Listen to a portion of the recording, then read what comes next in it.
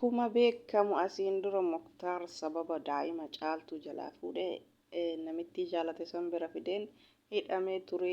Ammoo mana hidhaatirraa bahee jira. Akkuma mana hidhaatirraa bahee gara caaltuu dhufee caaltuun daa'ima naa fidi kottu jedheeni daa'ima sii fidee dhufa naan jedhee garuu inni amma yeroo caaltuu bira gahu daa'imallee fideen dhufne waan sittu himittu jira.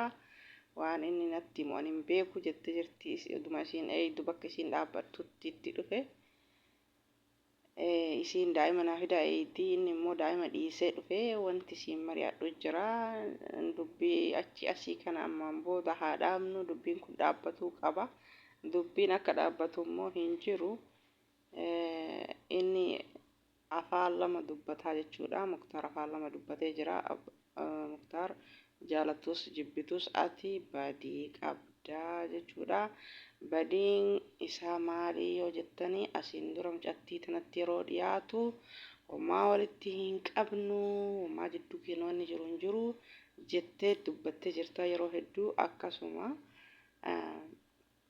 chaayinaa lakeetirratti gaafa isii fi caaltuun dhagaa walii fudhatanii wal qabatanii giddiin addaan baasan saniin booda guyyaa lama guyyaa sadaffaa viidiyoo waraabee wajjin jidduu kiyyaaf isii wanni takka jiru wanni walitti qabnu takka hin jiru yaada akkuma nama kamii kararratti argeennan isii maalii taate argee gargaaree malee uma takka jidduu keenya wanni jiru hin jiru jettee afaan keetiin viidiyoo kee keessatti dubbattee jirta jechuudha.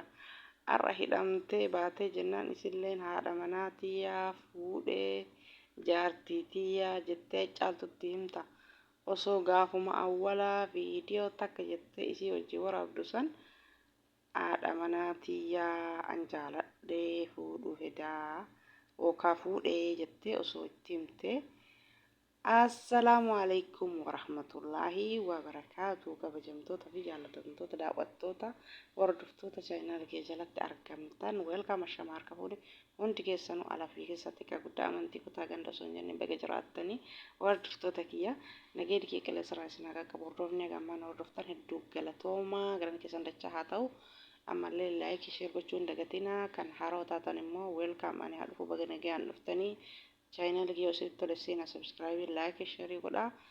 Isiniin jedhaa egaa hordoftoota kee viidiyoon kee karraa waa'ee caaltuu fi Muktaariiti. Waa'ee caaltuu fi Muktaarii akkuma babal'ataa tumaan deemaa jechuudha. Akkuma Sa'iiduu fi Sumayyaa bal'ataa jira jechuudha. Isaanillee akkas ta'uu hedanii amma dubbiin guddataa yoo deemte inni bushoofti jechuudha.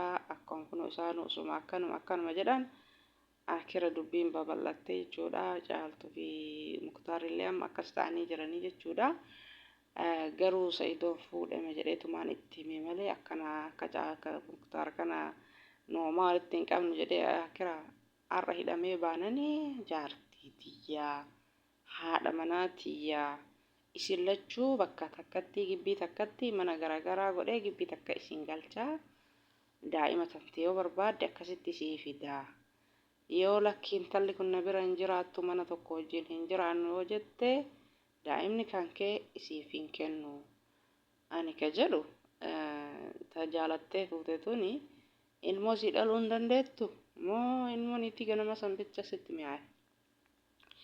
Egaa haadha jibbani ilmallee wajjumaan jibbanii haati ofii ilma bu'aa bahii hedduu keessa baate inuma guddifatti jechuudha. Akka feetellee rakkattee jechuudha. Haati ilmoo ofii jaalattu itti kadhattee qansiraa hojjettee inuma guddifatti haati ilmoo ofii jechuudha. Haati ilmoo ofii haadha gaarii jechuun haadha ilmoo ofii wajjin daartee wajjin rakkattee wajjin qamaa cuftee ilmoo ofii san guddifattee jechuudha. Taphadhetti dhaltee badheeggattuu miti takka jechuudha.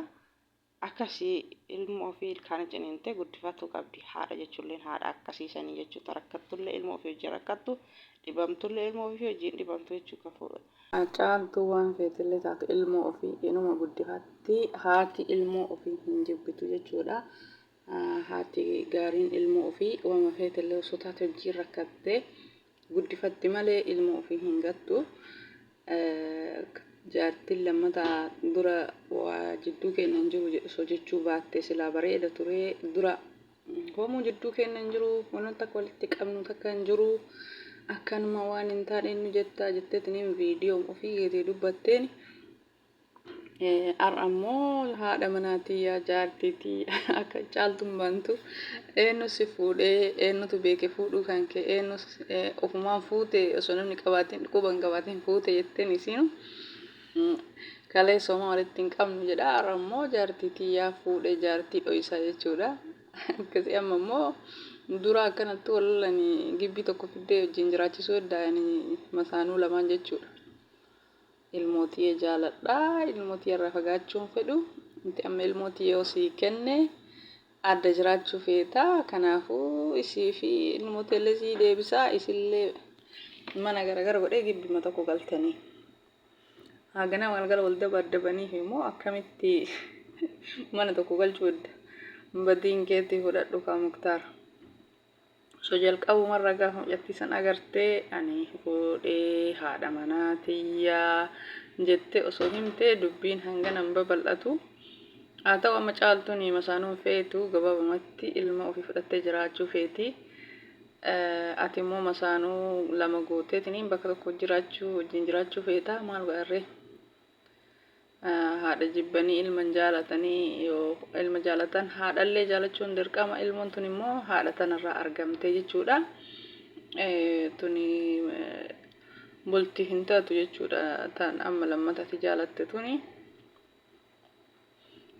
isin maan siif haadhaltuu ilmoo isin si haadhaltuu jedhaan akka kiyyatti ilmoo caaltuutti irraa maal gootaa hara yoo barbaadde akka abbaa dhuftee irra naannoftee laaluu dandeessa malee eegi isiin hin fedhin jechuudha yoo isiin fedha qabaatte yoo isiin masaanullee jaalattee rakkoon qabu jiraanna wajji yoo jette isiin amma viidiyoo isiit irratti akka mul'atutti hin feetu jechuudha gaafa masaanuu wajjin jiraachuu ganama galgala warrum wal qaxaqqaxaa yoo taate malee masaanuu yoo fedhini wajjin jiraachuun ammallee ati ka gibbii tokko fide jettu kana ibidda lammataa ofitti qabsiisuuf bakka takka fidda akkanattu namni fageenya raayyuu wal dadhabee jira osoo akka kiyyaatti jiraattanillee gargaruma fageessite isillee ilmoo isii deebistee fi sanillee wajji fagumatti osoo jiraattee bareeda jedhaan akka kiyyaatti amma caaltuun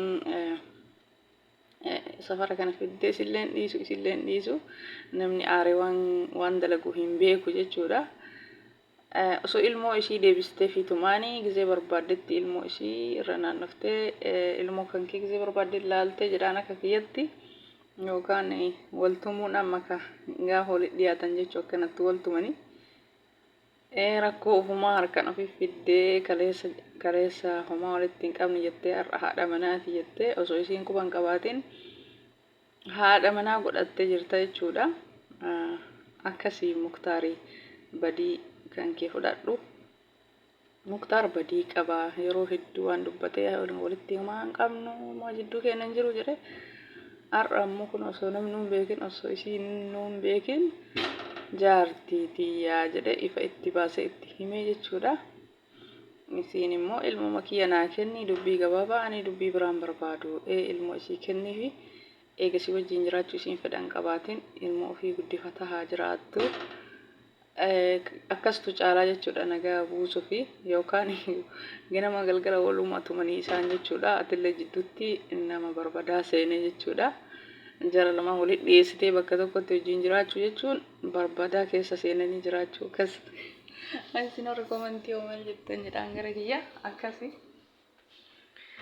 eega caaltuun hin fedhinii osoo taanuma wajji jiraatee daa'ima isii deebisee fi caaltuun masaanuun feetu osoo masaanuu feetee rakkoon qabu sila hinuma jiraatanii isiin garuun feetu gaa namni hundu fedhii mataa isaa qaba inni illee akkuma fedhuu ta biraa jaallatee odoo isiin quban qabaatiin haadha manaa godhatee kanaafi caaltuulleen hin barbaaddu Muktaarii dhaaba'ee kanaaf isitti dhufee osoo daa'ima fidiniif amma daa'ima narraa fudhattee asuma nagaggeeffitii fi awwala waadaa qabsiiseetiin deebi'uuf dhufe daa'ima yoo fidee fi nama wajjiyyuu naasoftu jedheeti malaa daa'ima osoo fidin dhufe isiin daa'ima kiyya naa fidi waan biraa gabaabaa dubbiin barbaadnu jettee jirti rabbi isin yaalaaf osoo caaltuu masaanuu hin barbaaddu Mashaanuu tana baay'ee jibbitee jirti garuu rabbiin isin haa laaffisu. Garuu ilmoo haadhaa deebisii jedhaan akka kiyyatti ilmoon haadha malee hin toltu sun biraa ilma biraa godhattu haati ilmoo ofii jaalatti malee ilmoo nama biraa jaalatte osoo ka guddistullee taate siif hin guddistuu ilmoon tantee haadhumaan tolti. Akkasii gaardoftoota kiyya viidiyoon kee har'a kana fakkaata waan dhaggeeffataniif hedduu galatoomaa gadi bu'ee